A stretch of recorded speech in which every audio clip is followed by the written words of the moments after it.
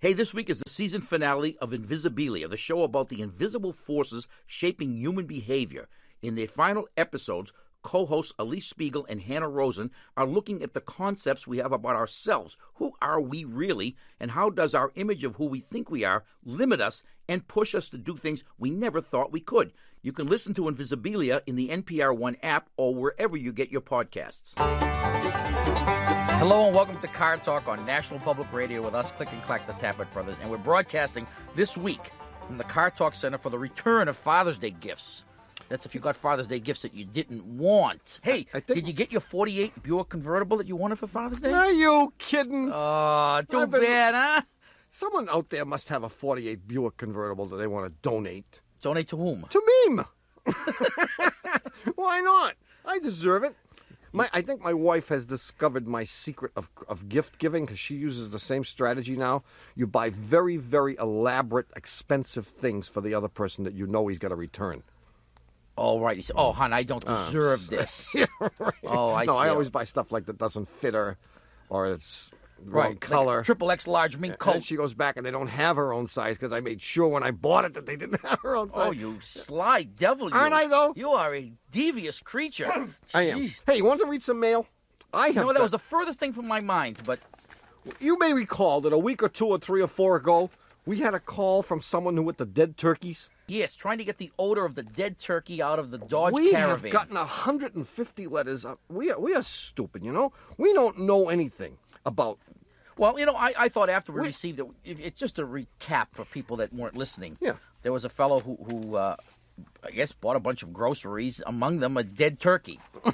No. He had a turkey, and he somehow forgot it. This was not a feathered fowl. This was a dead turkey. It was a Thanksgiving turkey, which he somehow left in the back of his, I think it was a Dodge Caravan or something, right? And it was in the auto body shop for a week, tucked away in a corner. Somebody opened the door. I said, oh, my God. Well, we have received several letters. I mean, the best of which says that every time someone asks you a question like this, you guys, your answers range from, gee, you need a good house cleaner, to why not mix together every household cleaner under the sink and produce deadly chloramine gas, and darned if I know. And he says, while it's true that if you kill the occupants of the car, smell is no longer a problem to them, there are actually some simple solutions which work. Woof. And here they are. I mean, I've got all kinds of simple... foul and fetid foul? Any kind of odor. What is your name here? Dave Kirby, Environmental Building Inspector. First, he says you have to get rid of the smell. We know that. We know that. You get rid of the turkey. Open the car windows about 2 inches. Circulate the air with a 16-inch rotary fan. Got it? 16-inch. So you're moving the air. Where's the fan, in or out? And inside. And place packets of zeolite in the seats and trunk of the car. Zeolite is a natural volcanic mineral. Ooh, this is awesome. Is zeolite with an X or a Z? Z. Let's not forget this. Zeolite. Zeolyte? Zeolite is a natural volcanic mineral comprised of negatively charged hydrated aluminosilicate, which now see, you use words like this, man, and everyone knows you know what you're talking about, which attracts positively charged odors. Now, what if you have negatively charged odors? This is great. There are 2 solutions. If you don't want to use zeolite, or if you can't find it in your local grocery store, you get yourself an ozone generating machine, and you do the same thing. Yes, I saw one of those at the home show, in fact. Oh, yeah? I bought 2,000 of them, and I've transported them to the highest mountain peaks in the world, and I'm going to have them generating ozone to help replenish the ozone layer. I think that would work, too. Yeah, I think so, too. Well, there you go. Now zeolite, we know the answer. Zeolite. Zeolite. All we have to do now... Available at fine hardware stores everywhere. Everywhere. Zeolite. Not to mention, we've got all kinds of solutions. I think the smell problem has struck a chord here. Yeah. Anyway, if you'd like to call us about your smell or whatever, the number is 888-CAR-TALK. That's 1-888-227-8255. Hello, you're on Car Talk. Hi, guys. This is Gene in Stowe. Hey, Stowe what? Stowe, Ohio. So there happens to be a Stowe, Vermont. There's a Stowe, Massachusetts. Okay, I'm sorry. We're on the southern outskirts of Cleveland, Ohio. Stowe, is that spelled S-T-O? S-T-O-W.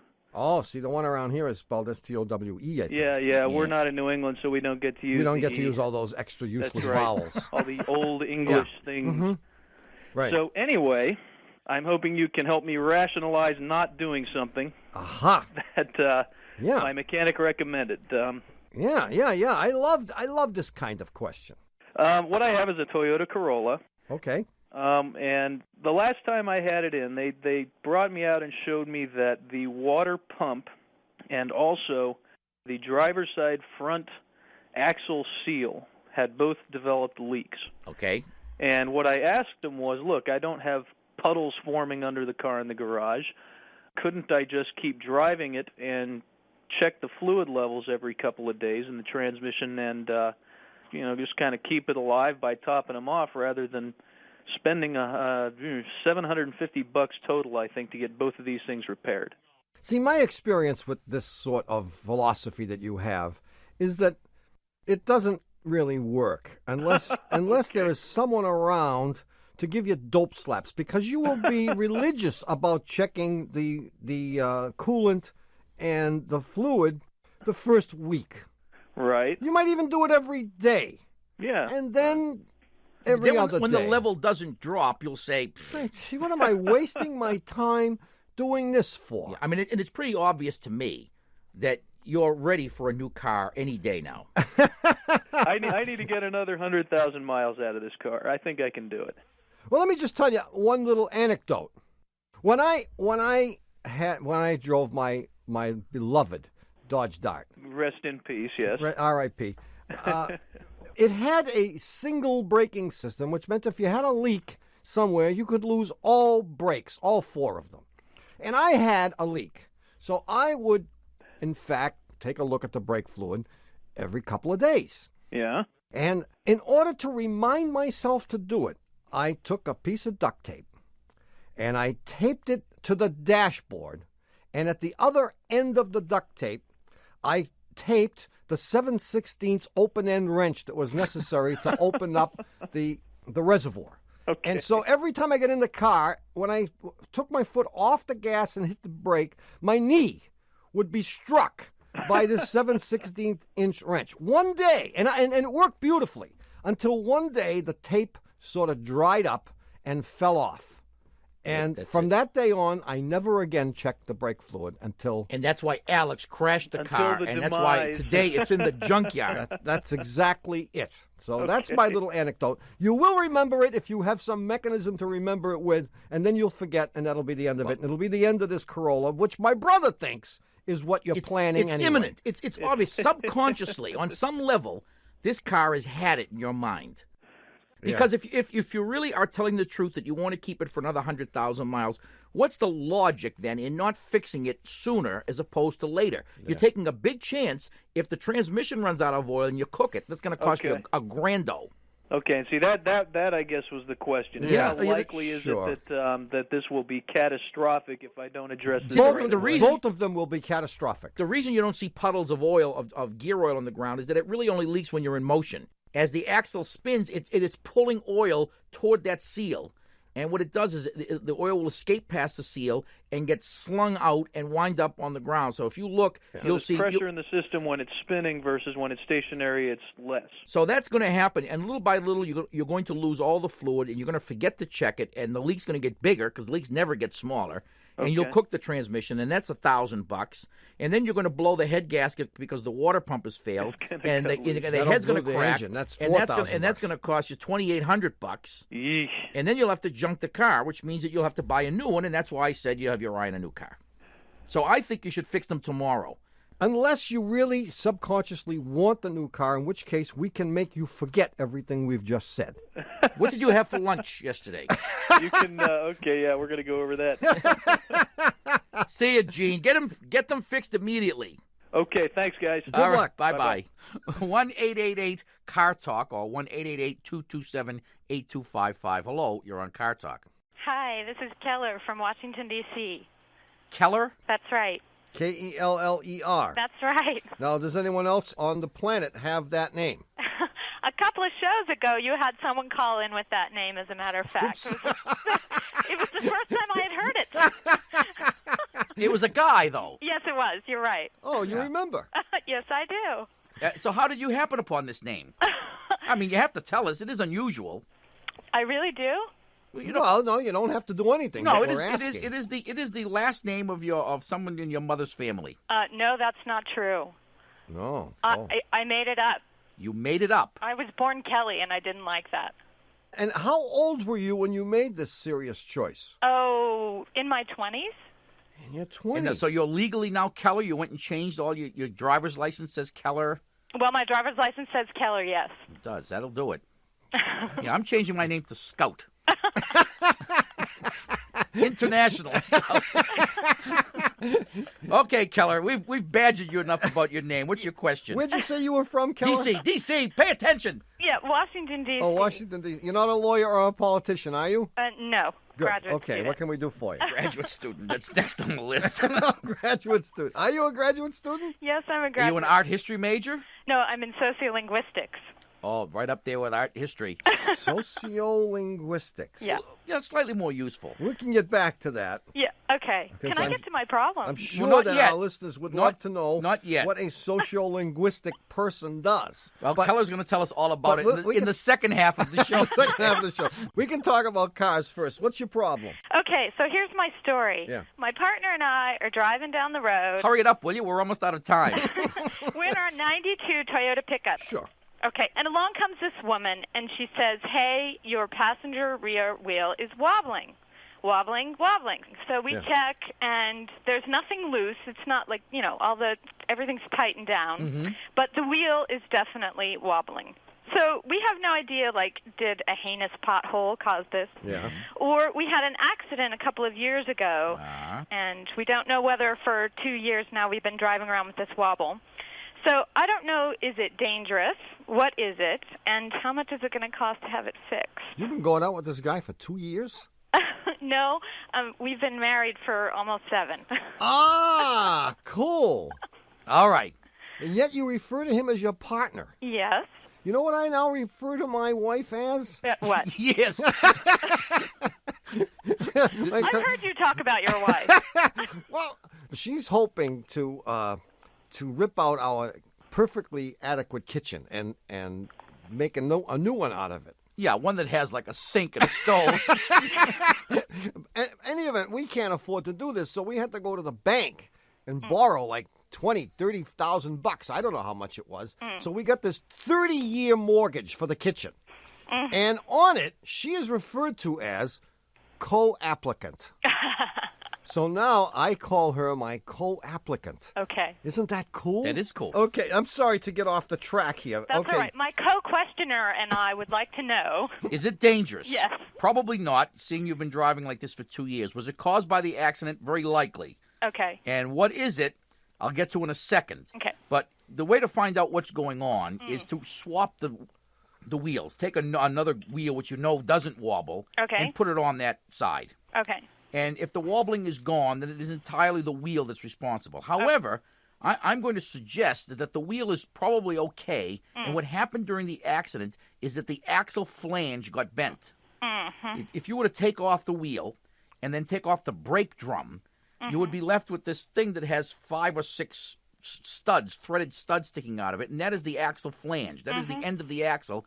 And when you had your accident, if it was there, it's possible that flange got bent enough to make that thing wobble like crazy. If I swap the wheels and the problem is not solved. Then you have to reopen the case. You have to call Paul Drake Detective Agency and reopen the case with the insurance company, and they will pay. Oh, okay. Yeah. Probably, although they'll claim that you did it some other way. They'll claim that you backed into something. But you'd have to really get walloped to bend that axle flange. Driving over curbstones and whatnot wouldn't do it. Never.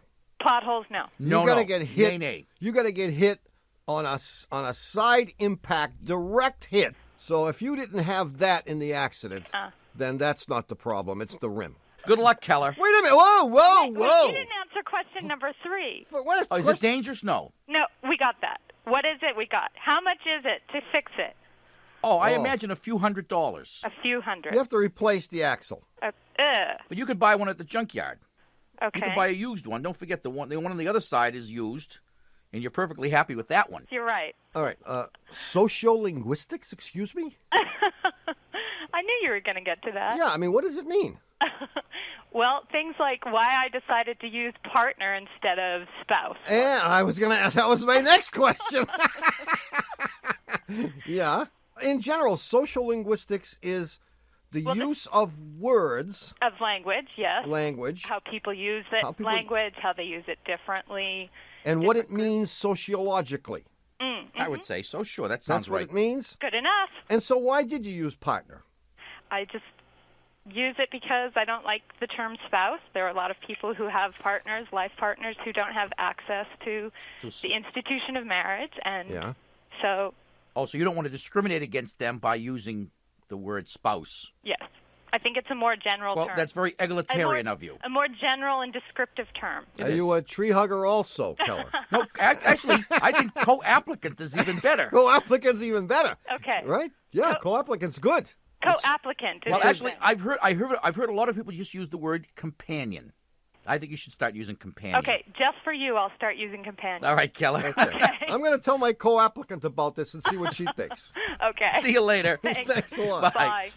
Okay, look, do you happen to remember last week's puzzler? Last week's puzzler was, it was forgotten about 6.5 days ago. Well, that's what I figured. Look, I'm going to give you a little reminder. The puzzler was about a woman who was getting her tires removed. Oh, she must have parked in my neighborhood. No. Studio, whenever he hears us say it. This is NPR. We'd like to thank our sponsor, Tire Rack. Now, if you're like me and you own a car, you've probably done something dumb to it. Like the time I ran out of oil and used a quart of Filippo Berio extra virgin olive oil as a substitute. Well, Tire Rack makes it easy to be smart when it comes to your tires. At TireRack.com, you can look up the correct tires for your car and pick the best ones based on ratings and reviews. Plus, your new tires can be delivered in as little as 1 business day to a recommended local installer.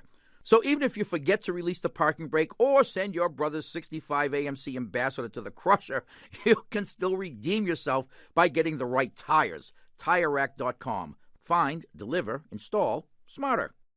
Support for the Car Talk podcast comes from Simply Safe Home Security, who believes protecting your home shouldn't be a hassle. Not when there are over 2 million burglaries in the U.S. each year. That's why Simply Safe makes protecting your home a breeze. Go online today, and in just a few clicks, you'll be the owner of a professionally monitored security system. Plus, you'll enjoy free shipping and a 60-day money-back guarantee. Get 10% off now by going to simplysafenpr.com. Hi, we're back. Don't wake me up like that. Would you prefer hi? We're back. Yes. Now, Okay, what's wrong with that? I'll try that from now on. All right. You're listening to Car Talk with us, Click and Clack, the Tapper Brothers, and we're here to talk about cars, car repair, and, of course, the answer to last week's puzzler, which is right on the tip of my... No, it isn't. Anyway, I'd say this was automotive in nature, although not really deeply automotive, and it was sent in by someone named Sue Ulster, with a little obfuscation by yours truly. Yeah. She wrote the following. I'm getting ready to have winter tires put on my car. I bought 4 of them, and I'm planning to have them installed at the gas station down the street. Next spring, however, I'll be living in a different city, so a different garage will have to put my regular tires back on. So I want to be sure the tires are well marked so that the new place can put the tires back where they belong, i.e. the left front at the left front, the right front on the right front, et cetera, right? Yeah. So when I take them off, I'm going to ask the people at the gas station to mark each tire with letters. Yeah. You with me? The question is, what's the smallest number of letters needed to mark my tires to guarantee that all 4 of them can get correctly installed with no chance of error or ambiguity in the spring by the guys at the new gas station or wherever she takes and it? She wants to use the fewest letters because she doesn't think the mechanics can handle it? Well, no, there wouldn't be a puzzler otherwise. Oh, okay. Yeah. I gave a lot of thought to this. Just now, because this is the... Well, now that I remembered it, while you were discussing it, I gave a lot of thought to it. And I came up with 3. Close. 2. Better. Well, 2 is actually the answer. 2 letters, but each of them is used twice. Yeah. And the 2 letters are L and F. Yeah. And here's how the tires would be marked. The left front tire, for example, you could do this different ways. Yeah. And you could use different letters, but Okay, this works. The left front tire would be marked LF. Yeah. The other front tire would simply be marked F. Yeah. Of course. The left rear tire would just be marked L. And the fourth tire, which is the right rear, needn't be marked at all. No. So 2 letters, each of which is used twice. So I guess the answer is either 2 or 4. And of course, the guy who puts them on is going to pick up the one with no markings on it first. He's going to put it on. Hell is this? He's going to erase the other ones because it's too hard to change it. Anyway, do we have a winner? Yeah, we have a winner. The winner is Ted Shaft from Proctor, Vermont. And for having his answer selected at random from among all the correct answers that we actually got, Ted is going to get a $26 gift certificate to the Shameless Commerce Division at CarTalk.com, with which he can get our brand new CD called Once Upon a Car Fire, The Greatest Stories Ever Told. This is a collection of stories, mostly embarrassing stories, I guess, but all funny stories about stuff that has happened to us over the years. And it's not just happened to us. It's also friends, relatives, staff members. Oh, yeah, none of them are talking to us anymore. But it's too late because the CD is out already, right? Who cares? The CD is sort of like an oral history. It's full of our accounts of actual incidents in our lives with very few exaggerations. Us? Exaggerate? Of course. Anyway, never. We'll have a brand new puzzler coming up in the third half of the show, so don't touch that dial. But right now, if you have a question about your car or anything, give us a call. The number is 888-CAR-TALK. That's 888-227-8255. Hello, you're on Car Talk. Hi, this is Flo from Sumner, Washington. Hi, Flo. What's up? Well, I've got an 82 Mazda RX-7, and of course it makes a noise. Why would I call you, right? I have right. I have an interesting noise. Yeah. When you start off from a stop, or you're just going slowly and accelerating, all of a sudden there's a little clink. Oh. You all right? Oh, my What's coffee. the Heimlich maneuver? Quick, help! Get someone in here. You know, Are your jockey shorts too tight? I don't even wear them. No, we wasn't talking to you. Oh, I wasn't. I was talking to my brother. I knew you wore boxers, Flo, actually. I was oohing and oohing because I knew the answer before you asked the question. I didn't get I was too busy going ooh, ooh, and I didn't get an opportunity to Right. I just had an ESP experience. Really? I thought you were psychotic in that sense. No. No. I said to myself, she has an 82 RX-7. She needs a universal joint. Really? It's just as you That said. sounds big and expensive. You know why? Because this is the only thing that ever breaks on RX-7s. Yeah, right. It's small and it's relatively inexpensive, I believe. Although I'm not sure that you don't maybe have to replace the entire drive shaft, which is about $25,000. But if you're lucky, that's what you need. The noise you hear is the universal joint binding up, and that's why it'll make that clink, and it'll make it when you first initiate movement. And if you listen really carefully, if you go at low speeds on a very quiet street where you are in an area where the sound can bounce off of an adjacent wall or a building Or a garbage truck. or parked cars, you might hear a ee. You ever hear that one? No, sometimes we heard sort of a double clink a little bit. Okay, Oh, that eventually could you're be. going to hear chirping, and then you're Then you're going to get vibrating. right. You're going to get vibration at high speed. You'll be driving at my brother does 25, 25, 30 miles an hour. and you'll begin to feel the whole car shaking. And that will tell you that you have a bad universal joint. But that's what it is. Have your mechanic take the drive shaft out and have him flex the joints, and he'll find out that that's what's wrong. All right. Don't let him check it in the car because he might conclude that it's okay. Yeah, well, my husband already told me, don't worry, and I'm thinking everything's going to suddenly fall out. He doesn't drive this car, though, Don't does ever listen to your husband. Well, I Husbands don't know diddly, especially about cars. My wife never listens to me he? About anything. about anything, especially about cars. I mean, I've been telling her for years, don't worry about that car. You know what happened to me, of course. Her car, she kept saying, I need another car. She was driving a 76 Volvo. She kept saying, I need another car. I kept saying, the car is perfect. Leave the car alone. Just drive it. One day, as luck would have it, or fate, I had to borrow the car. And I was driving it home in a pouring rainstorm, and it broke down. died right Now, there by what the he side of the doesn't road. know, and I can divulge this now, is Joanne and I arranged all that in advance, so we made the car break down on him so he'd realize what a heap it was. You booby-trapped my car? And they could get a new one. But that's what you need, Flo. Thank you very much. All right. And don't ever listen to your husband again. No, Bye-bye. I never will. Thank you. 1-888-CAR-TALK or 1-888-227-8255. Hello, you're on Car Talk. The Tappet Brothers. That's Yeah. me.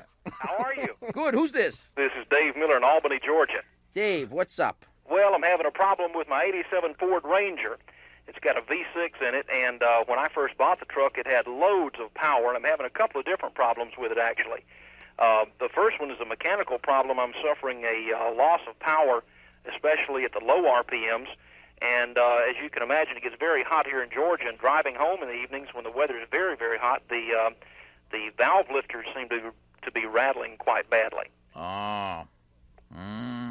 You want me to get into the electrical thing now or wait? This was part one of two parts? Right. All right, give us the electrical problem. We might I'm still be better trying to at that figure one. out. Okay. Occasionally, the gas gauge hand, and the temperature gauge hand will go up by themselves for no reason at all. It'll, like if I'm driving down the road with half a tank of gas in there, the gas hand will move up to 3/4 of a tank, and the temperature gauge hand will move up to the hot range. And 5 or 10 minutes later, it'll go back like it's supposed to. It might do this 5 times in a day and then go a month without doing it. Let's go back to the engine problem. Yeah. Geez, Dave, we love to get calls from Georgia. I think the last 4 people that called us from Georgia, we struck out on them too. Really? Well, No, we're gonna solve all of these. We're homing in on this. Down here in Georgia, we're getting a taste of a good thing. How many miles on this thing? 71,000. 71,000. Okay. Now, you say your most of your performance problem is at low speed. Mm-hmm. And I'm going to suggest perhaps that you have a clogged or a dirty fuel filter. Been fixed. Fuel injectors have been cleaned. How long you been a wise guy, Dave? Got new plugs, new plug wires, air filter. I just bit my tongue in time. I was just going to suggest new plugs, new plug wires. Well, did that too, huh? Never one to be thrown for a loss here. I'm going to suggest that perhaps, but the power loss is only at the low end, huh? Well, that's where it seems to be worse. Now, when it gets up to around 3,500 RPM or so, as you're winding out the gears, it seems to, have the power it used to have. But up to that, it's sluggish. Yeah, but you don't need much power at that higher speed, so it would be less noticeable. But you can take the thing and drive it at 60 miles an hour all day long. You can climb hills with it, and it's satisfactory. Right. And it idles perfectly smoothly? Yeah. Mm-hmm. Yeah. The noise you hear at 65 miles an hour, by the way, is pinging. Yeah. And what they perhaps did in an effort to fix this thing is they jacked up the timing beyond the specification, and that's why you hear the pinging. That's good. The valves are okay. The pinging is the reason it's making the noise, and the reason it has low power is that the injectors probably need to be replaced rather than cleaned. Woohoo. Okay? Ooh. Because the injector spray pattern is probably poor, and you most notice fuel deficiency when you're under extreme load, and you're under extreme load when you're trying to move the vehicle from a dead stop. Right. Okay, and that's when you notice it the most. As far as the other problem goes... Oh, there's another problem? Oh, yeah, the gauges. Yeah, the gauges. Somehow you're getting a voltage surge, and there may be a regulator that controls the voltage to the gauges, and that may be faulty. Okay. Or you may have a fault with the main voltage regulator, which is coming off the alternator, which is rectifying and rather adjusting that voltage. So you may want someone to do a complete electrical system checkout on this thing to make sure it isn't overcharging. Right, the charging system. Okay. And if that doesn't work, then go to the hardware store and get one of those signs, for sale by owner. No radio. See you, Dave. Okay, thank you. All right, bye-bye. See ya. 1-888-CAR-TALK or 1-888-227-8255. Hello, you're on Car Talk. Hi, my name is Katie. I'm calling from Baltimore. Hi, Katie. Katie, now wait a minute. This could change everything. Oh, no, why? I mean, I presume that Katie is short for Catherine. That's right, with a K. However, it's Catherine with a K, and you are the first Catherine with a K from Baltimore that we've ever encountered in 100 years of doing this show.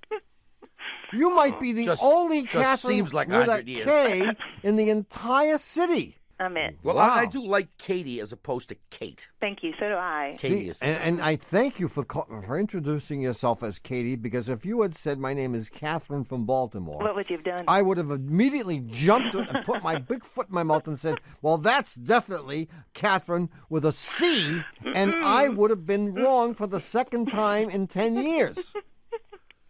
Wow. Wow. So anyway... Well, thanks for calling.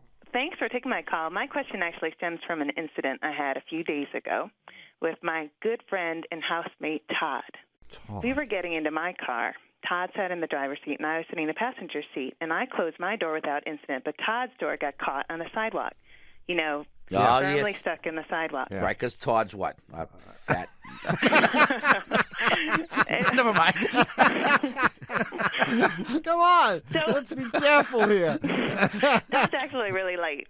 Anyway, so instead of easing forward to release the door like I would have done, Todd gunned the engine, jerked the car like 3 or 4 inches, nearly smashing into the parked car in front of us, and then slammed the door shut. It's kind of a ruffian, isn't he? He is. So I was a little bit nervous and worried and, well, you know, a little bit outraged, really, because I thought he lost control of my car. And I turned to him and I said, what on earth are you doing? Yeah. To which he said, very smugly, Bernoulli. So then he goes on to explain his theory of why accelerating the car releases the door. He tried to convince me that the rush of air under the car somehow created lift enough. Right! Oh, I'm so glad you're laughing. He's crazy. Bernoulli? I know, he just... In fact, if there were any Bernoulli effect, Yeah? it would be just the opposite. Oh, man, It would it would suck the car down. Oh, sweet. He's wrong, right? He's wrong. Wrong? He's not only wrong, he's crazy. Well, tell me, am I right, though? So I think that when you go forward, you're just getting to a lower part in the sidewalk so that you can swing the door shut. If you're lucky. If But I'm in the lucky. meantime, you're tearing the bottom of the door apart. Well, what's the make and, more importantly, the year of this It's car? a Honda. Honda Civic 97. I Oh, can't tell it was a Honda. Maybe she 90s. already told us that. No, I didn't tell you. Yeah, I mean, what I always do, unless no one's looking, Yeah. No, his wife always says, hey, fatso, get out of the car. get out of the car, and when you do so, don't forget, the door opened up that far because you weren't in it. Right. So if you just get out of the car, and then as you get back in, you close the door. As you're sitting. As you're sitting down, then this doesn't happen. And that's what he should have done. Otherwise, you tear up the bottom of the door, and more importantly, you scrape the paint off of it. Okay. So there's no physics principle involved here? There is a physics principle. It's called laziness. Yeah, it certainly has nothing to do with the Bernoulli effect. All right. That's all I for need sure. to know. But he just smugly said Bernoulli, Oh, huh? absolutely. Can you just say it? Todd is wrong. Well, maybe he meant that his buddy Joey Bernoulli did it like this. I mean, you don't really know. But Todd is wrong, yeah. All right, good. Tell him he's not wrong. He's crazy. He's crazy. He's crazy. Tell him to get his fat butt out of the car next time and close the door the right way. See you, for calling, Katie. Bernoulli. He was quick. She almost bought it. You gotta give him credit for being quick. What are you doing? She said. He says, Bernoulli. Well, there is an advantage. When you're quick like that, it becomes indisputable what you say. Because it seems like you've thought it through. Right. Well, of Now, have you course. noticed on this very show, when someone calls and we give an answer right away, no one questions it. I know. When the answer comes after a long process of questions and groans and shoulder shrugging, that's when you often hear the bogus. Okay, Tommy, it's time for us to take a break. Oh, already? How do you know? Well, the president of the network... They stole from us whenever they hear us say it. This is NPR. Hey, y'all. Sam Sanders here. These days, I feel like I can't make sense of the news until I've talked it out with my friends. So I made a new show where we do that every week. It's called It's Been a Minute. That's my way of saying let's catch up. Find It's Been a Minute now on the NPR One app or wherever you get your podcast. Thanks.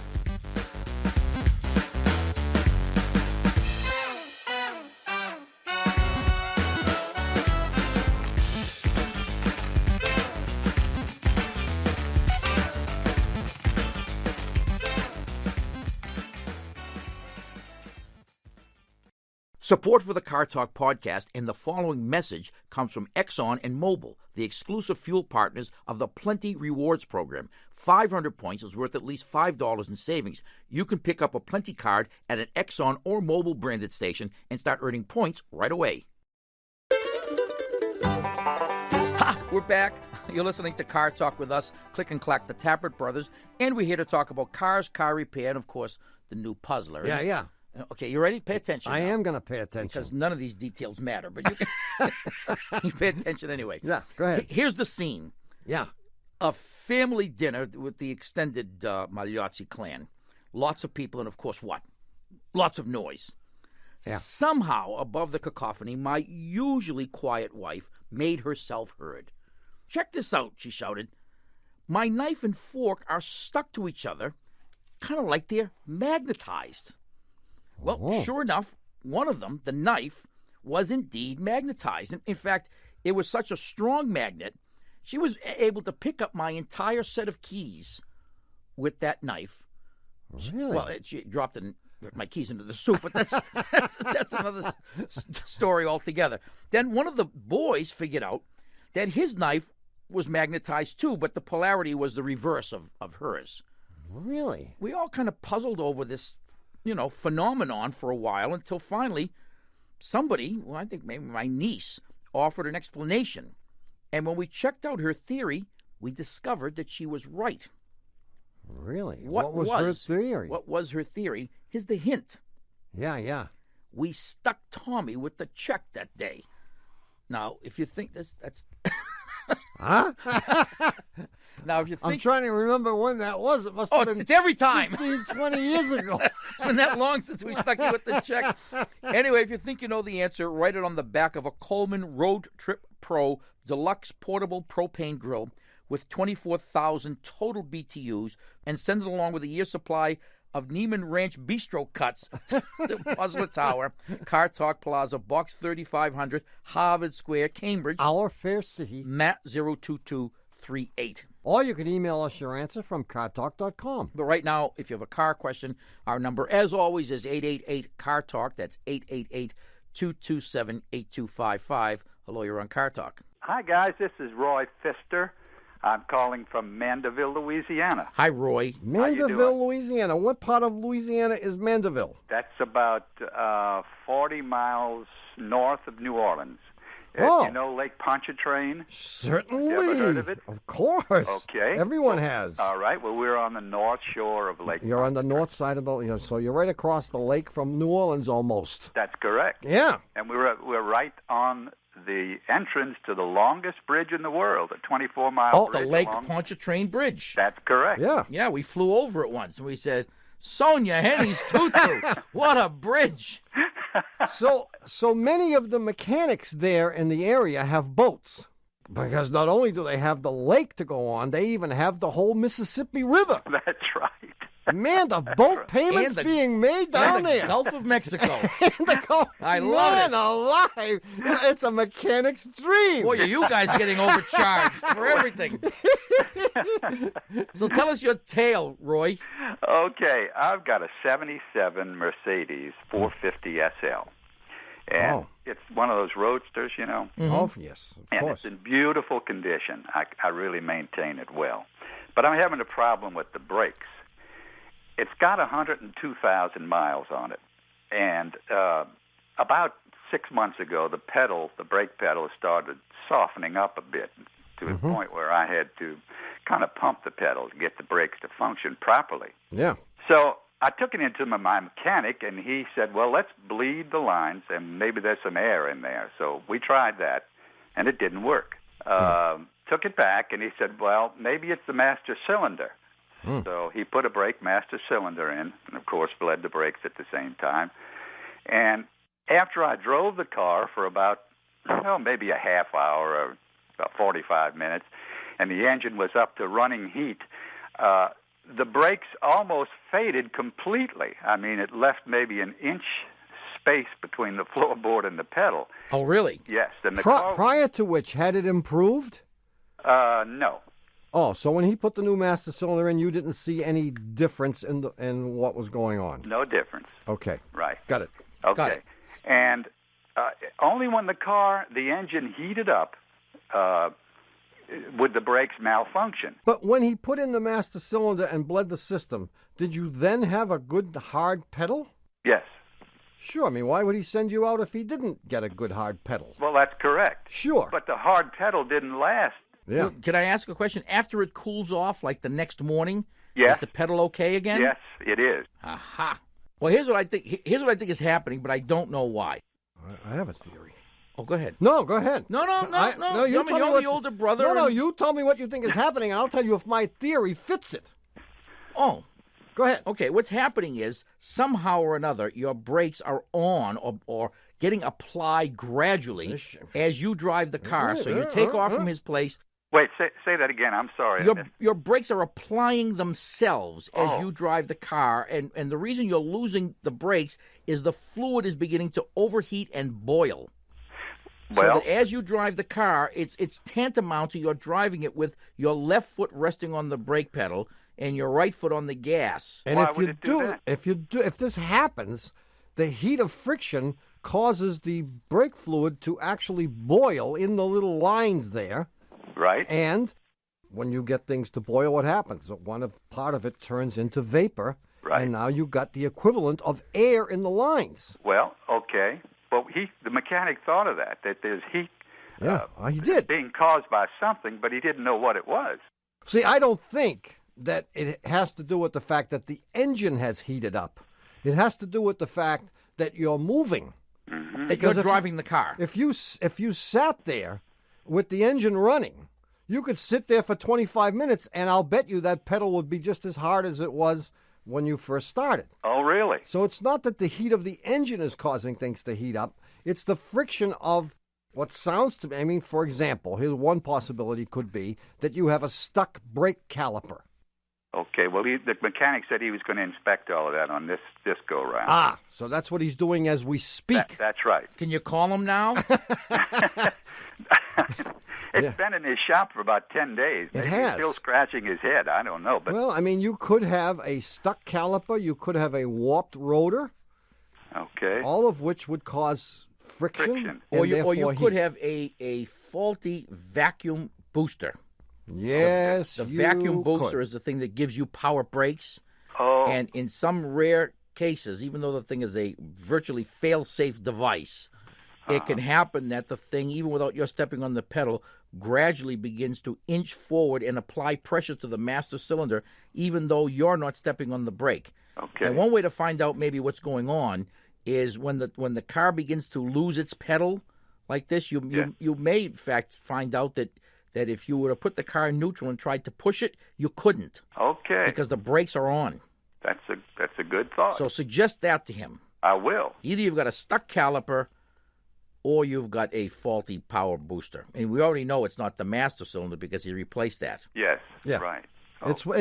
It's one of those two things, and I'm going to go out on a limb again despite the lug nut theory and say if it's not one of those two things, I'll eat my hat. Oh, well, I'd like to see you do that. Me too. Good luck, Roy. Hey, Roy, thanks for calling. Hey, it's nice talking to you guys. I really enjoy your show. Our pleasure. Okay. See you later. Bye-bye. Okay. Bye-bye. 1-888-CAR-TALK. That's 888-CAR-TALK, which is 888. Car Talk. Hello, you're on what? Car Talk. My name is Tim Cohn, and I'm from Albuquerque, New Mexico. Hi, Tim.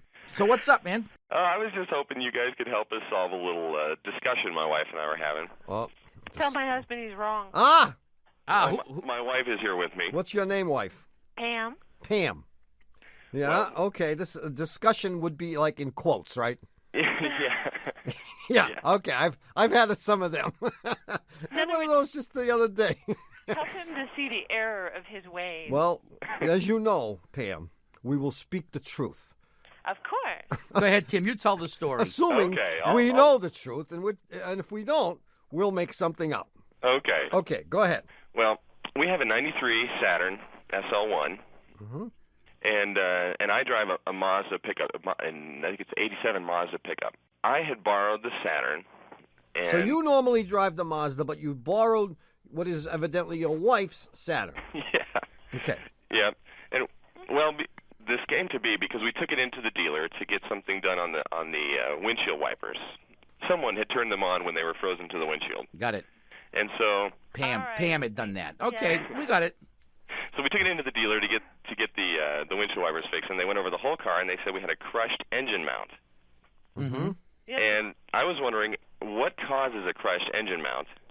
No. See, this isn't fair. You should hear the story of how possibly the engine mount got crushed to determine if that's how it got crushed. Pam, we can tell that we'd rather talk to you. Thank you. Okay. You have the floor. Sensible, intelligent men. All right, we call Pam Cohn as a witness here. Pam, we'd like your version of this story. All right. Several months before we took to the Saturn dealership, we went target shooting out in the open spaces near Albuquerque. So he said, it'll be no problem. We'll take the Saturn on this Washboard road. Mm-hmm. Yeah. So he and a friend and I were driving on this road, and he starts to pick up speed, and we're going about 40 miles an hour, and the car is just shaking. I mean, there starts to be this hum like the windshield's going to, shatter. Yeah. I mean, that's how... And you're bouncing up and down. Your teeth are shaking in your head. And I'm saying, Tim, slow down. Finally, he slows down, and he looks at me as if I have just taken away his favorite toy and spoiled the day for him. So he left out the beginning of the story Yes, because he didn't know. He doesn't agree that it was the beginning of the story. That's right. He Well, doesn't- exactly. Yeah. So when I took it to the dealership for my minor faux pas, they had run some diagnostic junk on it. I don't know why, but they did. Yeah. And they told me, we replaced this engine mount. And I said, And I said, could that be from driving on washboard roads? And they said, did you drive on a washboard road? And I said, no, my fiancé Tim drove on a washboard road. And they looked at each other like this secret male handshake kind of thing and said, no, I couldn't do that. You can't believe anybody. So as intelligent men as you are, and I've listened to your show. And honest. And honest. That's right. And humble. And humble. And intelligent. That's right. And I've seen you on 60 Minutes, and very attractive, I may say. And very attractive. That's right. So I know that you will help him see the error of his ways and tell him he's wrong. Okay. Give us that attractive part again, Pam. Attractive, intelligent. What are the other adjectives? Tim, you haven't got a prayer here. Well, I was thinking, hey, it could have just crushed. Because maybe a high wind went through the car? Well, I mean, I'd have to say that this is clearly one of those cases where we cannot absolutely lay the blame anywhere. Oh, see? I mean, there is certainly a chance that an engine mount could get crushed if you're bouncing around on a washboard road. But to say that that's what happened that day, boy, that's going to be tough to do. Well, I will say that we have seen a few Saturns in the shop that have needed engine mounts, and there are certainly no washboard roads where we are. At least not very many of them. But the washboard road doesn't help the rest of the car. So even though he may not be culpable in this particular instance, he's definitely... Tim, you still there? Yeah, still here. I think Tim is guilty of wrecking your car, Pam. Yeah. I mean, it was unconscionable to take someone else's car and drive it at 40 or 50 miles an hour on a washboard road. That wasn't nice, Timmy baby. I mean, that's wrecking the shock absorbers. It's wrecking the ball joints. It's doing a job on all the suspension bushings. It's loosening the exhaust system. He tried to convince me that was good for the car. Crush it. Oh, yeah, to loosen everything up. Keep all that stuff moving. Could you suggest a penance for him? A penance? Oh, geez, Pam, you have a mean streak, I think. Hey, he knew that, and he married me anyway. Geez, a penance, huh? Well, what would you suggest? What would be appropriate? Washing clothes for a month. Oh, who? Wash the clothes for a month. Washing the laundry for a month. That's a lot. How about a week? Come on, give the guy a... No. What do you mean? First of all, he should be doing it 6 months out of the year. Yeah. Already. That's right. We just got married in November. I haven't quite broken him in yet. We're in trouble now. Yeah. Wait a minute now. Don't forget, whatever you say about Tim...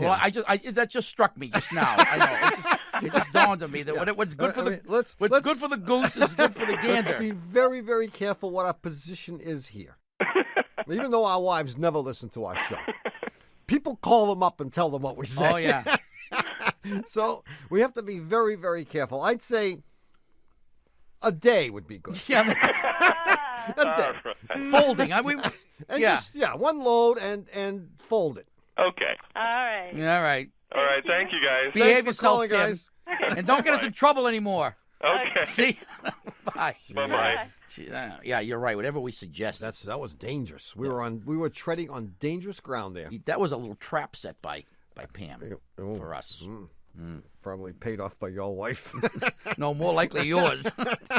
Well, it's happened again. You've wasted another perfectly good hour listening to Car Talk. Our esteemed producer is Doug, the subway fugitive, not a slave to fashion, bongo boy, Frogman Berman. Our associate producers are David, the Calves of Belleville Green, and Catherine Frau Blucher Fenolosa. Our web lackey is Doug, the Old Gray Mare, assisted by Connie Bridgeford. Our theme music is by David Dog Grisman, and our technical, spiritual, and menu advisor, just back from the Biarritz, hominy grits, bacon bits, and banana splits, live by your wits, but eat with your mitts, luncheon blitz, is John Bugsy Lawler. Our public opinion pollster is Paul Murky of Murky Research, assisted by statistician Margin of Error. Our customer care representative is Haywood Jabuzoff. Our personal makeup artist is Bud Tugley. Our personal hygiene advisor from the Tokyo office is O Tekashawa.